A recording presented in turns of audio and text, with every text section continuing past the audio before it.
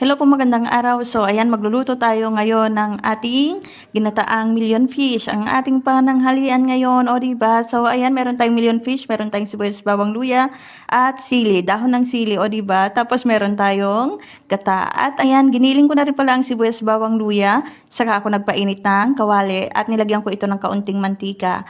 Tapos, naglagay na rin ako ng sibuyas, bawang luya. Ayan, ginisa-gisa ko lang hanggang sa mag-brown.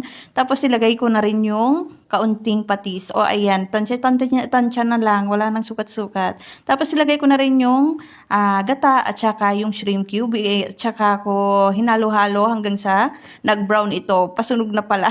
So nilagyan ko ulit ng tubig kasi nga medyo pasunog-sunog na. Tapos naglagay ako ng paminta at ayan, nilagay ko na yung hipon or ipon. O ayan, saka ko hinalo-halo lamang ito hanggang sa matuyo. Tapos ilagyan ko na rin pala ito ng sili. Mas masarap kapag hiniwa-hiwa na sili. Kaso nga, ayaw ng anak ko. So, ayan, nilagyan ko na rin ng dahon ng sili, pang pasarap, pang pabango. O, diba? Masarap na, mabango pa. O, di sana all.